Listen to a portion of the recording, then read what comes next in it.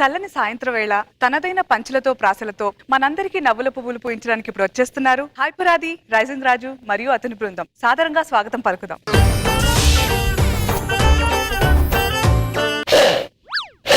అనుసూయ గారు, ఏంటండి ఈ పేదరికం?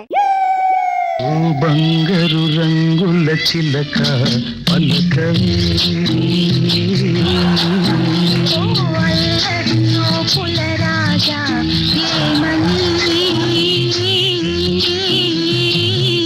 నా మీద ప్రేమే ఉందని.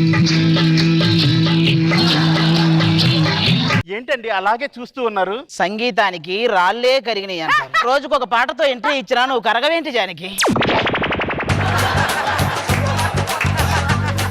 అన్యోన్యంగానే ఉన్నాం కదండి. అన్యోన్యం అంటే స్టేజ్ మీద టీం లీడర్ కి టీం మెంబర్ కి ఉండే ఫ్రెండ్షిప్ లా ఉండాలి, అంతేగాని స్టేజ్ వెనక పేమెంట్ల కోసం వాళ్ళు పడే గొడవలా ఉండకూడదు జానకి.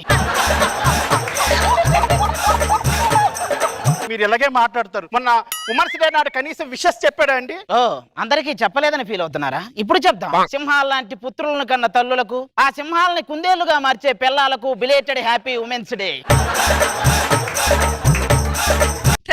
Thank you. మిమ్మల్ని అనవసరంగా పెళ్లి చేసుకున్నానండి. పెళ్లి అనే మ్యాటర్ లో అవసరం అనవసరం ఏమీ లేదు జానకి. నా దృష్టిలో పెళ్లి అంటే అది ఒక నాన్ బెయిలబుల్ కేసు, దాని నుంచి ఎవ్వడూ కాపాడలేడు. ఆర్పి టీంలో రాజమౌళినే చేసుకున్నాను కాదు. ఆయన లివర్ చెడిపోయిందని సెలైన్ ఎక్కిస్తే ఆ సెలైన్ లో క్వార్టర్ కలుపుకొని తాగే రకం వాడు. వాణ్ణి చేసుకుని నువ్వేం చేస్తావే? మీరైతే మాత్రం ఏం చేశారని ఒక్క చీరైనా కొనిపెట్టారా? జానకి, డబ్బును వస్తువుగా మార్చడం చాలా ఈజీ, కానీ వస్తువును డబ్బుగా మార్చడం చాలా కష్టం జానకి. ఇదేనండి, ఏదైనా అడిగితే మాత్రం ఇలాంటి సూక్తులన్నీ చెప్తాడు. ఈ సమాజంలో ఇవి కామన్. ఒక్కసారి ప్రే ఫర్ సిరియా వార్ అని చెప్పు, ఒక్కడు రాడు. అదే రన్ ఫర్ ప్రియా వారియర్ అని చెప్పు, రోడ్లు నిండిపోతాయి. ఇలా అంటారు, ఇలా అంటారు, ఇలా అంటారు. చేతులు అంత దురదగా ఉంటే జాలిం లోషన్ రాసుకోమని, అంతేగాని నా దగ్గర ఇలాంటి శకలు పడితే మామూలుగా ఉంటుంది. ఏదైనా ఉద్యోగం చేసి మన ఫ్యామిలీని పోషించవచ్చు కదండి. ఏం చేయమంటావు జానకి? నేను కనిపెట్టాల్సినవన్నీ ముందే కనిపెట్టేసి నాకు పని లేకుండా చేశారు ఈ జనాలు. మన పిల్లలు ఎక్కడున్నారు? ఏంట్రా ఎదుగుతున్నావు? నా ఫోన్ కనపడతలేదు నాన్న. ప్రతి మనిషిలోనూ ఒక సిఐడి ఉంటాడు. అది మన ఫోను కనపడినప్పుడు వాడు బయటకు వస్తాడు. ఇలాగే ఏముందిరా అందులో? రాత్రి పున్నమనాగ సినిమా చూస్తుంటే సగంలో నెట్ అయిపోయిందనా. పున్నామ నరకం నుంచి కాపాడేవాడిని పుత్రుడు అంటారు. ఇలా పున్నమినాగు సినిమాలు చూసేవాడిని ఏమంటారు బాబు గారు? దొరబాబు అంటారు. వాడు బతుకేదో వాడు బతుకుతున్నాడండి. వాడి మీద ఎందుకు అలా పడేడుస్తారు? అవునులే, కత్తికి లేని దురద కాంతారావుకి ఎందుకు? ఏంటి నాన్న ఈ వెటకారం? అసలు ఏంటి ఈ పేదరికం? నోటీస్ బోర్డు లో మన పేర్లు పెట్టారు తెలుసా? ఈ పేదరికం, ధనవంతుడు, ఈ డిఫరెన్సులు చచ్చాక కూడా ఉంటాయిరా. ఒక పేదవాడు చనిపోతే శవం అంటారు. అదే ఒక మధ్యతరగతి వాడు చనిపోతే మృతదేహం అంటారు. అదే ఒక ధనికుడు చనిపోతే భౌతిక కాయం, పార్థివ దేహం. దుర్గారావుకి నోరు కూడా తిరగనంత పెద్ద పెద్ద పదాలు వాడతారు. నా దృష్టిలో నేను చెప్పాలంటే, ఒక ఇంట్లో సైకిల్ ఉండాలనుకునేవాడు మధ్య తరగతి వాడు. అదే ఇంట్లో ఫ్యాన్ ఉండాలనుకునేవాడు ధనవంతుడు. ఆ సైకిల్ తొక్కాలంటే ఒంట్లో, ఆ ఫ్యాన్ తిరగాలంటే ఇంట్లో పవర్ ఉండాలని తెలుసుకునేవాడేరా పేదవాడు. ఇంత పేదరికలు కూడా ఈ ఇద్దరు పిల్లలు మనకు అవసరమా అండి? పిల్లల్ని కన్నాక ఖర్చులు ఉంటాయి గానీ కనడానికి ఖర్చే ఉంది జానకి.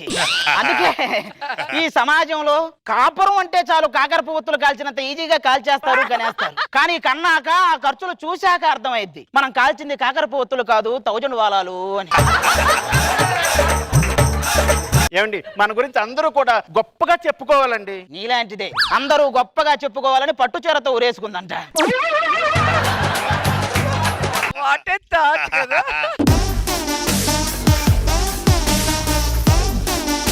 ఎవరండి మీరు? ఒక్క నిమిషం. పేమెంట్ తీసుకున్న వాళ్ళేమో యాక్టింగ్ చేయట్లేదు, ఏ పేమెంట్ లేనోడేమో ఓవర్ యాక్టింగ్ చేస్తున్నాడు. నువ్వు అవినాష్ లాగా హడావిడి చేయకుండా అప్పారావు లాగా నెమ్మదిగా చెప్పవా? నేను ఒరిజినల్ దొంగతనం చేశాను. ఊరి చివర పెద్ద బంగ్లా ఉంది, దాని పక్కన పెద్ద మర్రి చెట్టు, దాని కింద కానీ ఆ వజ్రాల మూట ఏదో మనం దొరికితే. వజ్రాలు ఉన్నాయి, ఓకే. వాడు చివరిలో కానీ అన్నాడు, అది చాలా డేంజర్. కానీ తర్వాత చాలా జరుగుతుంటాయి. ఆ వజ్రాల వేటకు బయలుదేరదాం. ఎలాగైనా వజ్రాలు సంపాదించి మా పేదరికాన్ని పోగొట్టుకుందాం జానకి. ఆగండి, మీరు అనుకున్నది సాధించాలంటే ఆ శిల్పాలకి శాప విమోచనం కలిగించాలి. ఇది ఎక్కడి సుందర రూపం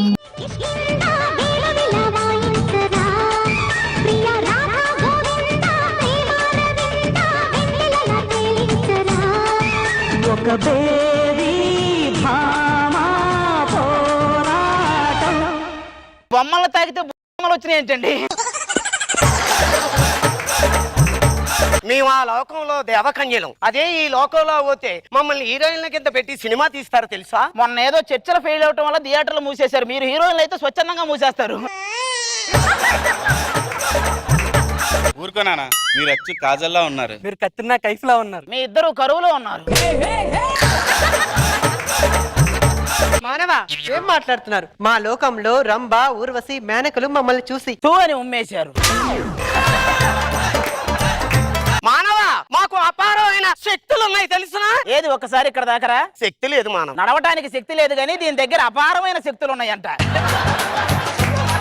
మానవా, మా లోకాలకి వెళ్ళే టైం అయింది. నీ కోరిక ఏంటో చెప్పు. మాకు ఆ వజ్రాలు ఎక్కడ ఉన్నాయో చెప్పండి. ఇక్కడి నుంచి 7 వదినాల దూరంలో ఒక మర్రి చెట్టు. కానీ మోసిమి కానీ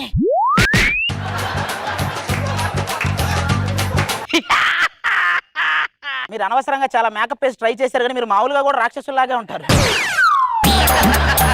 నాది సేమ్ ఫీలింగ్. వీడితో మాట్లాడి నాన్న, వీడిని ఇలా కొట్టి అలా ఎగరే. ఇలా కొడితే అలా ఎగరటానికి ఇది బోయపాటి గారి సినిమా కాదు, 10 నిమిషాలు స్కిట్టు.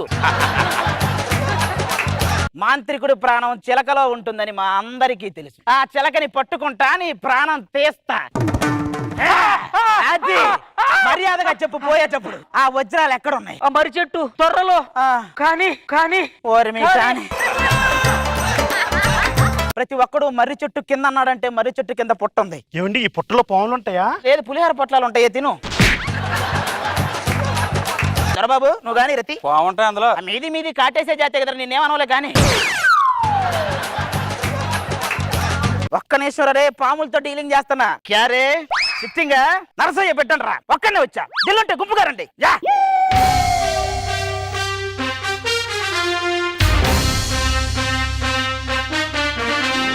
ఏముందేంటి? ఇందులో ఏంటి రాళ్ళు ఉన్నాయేంటి? బాగా చేశారు సార్, బాగా చేశారు. మేము దురాశ దుఃఖానికి చేయటని ఓ నాటికి వేస్తున్నాం. మీరు అందులో లైవ్ లో నటించారు.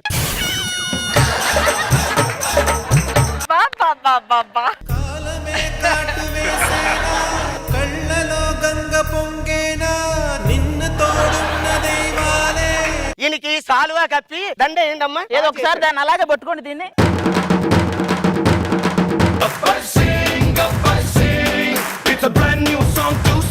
మొత్తానికి రియాలిటీ షోలో లైవ్ క్యారెక్టర్స్ అయిపోయారు రోజా గారు. అసలు ఎక్స్ట్రాడినరీగా ఉంది. ఏ పంచ్ కూడా అది తక్కువ ఇది ఎక్కువ అని చెప్పడానికి లేదు. అందరూ కూడా సూపర్ గా చేశారు, చాలా బాగుంది. బాబు గారు సూపర్, అది ఎరగొట్టేసావు, బ్రహ్మాండంగా ఉంది.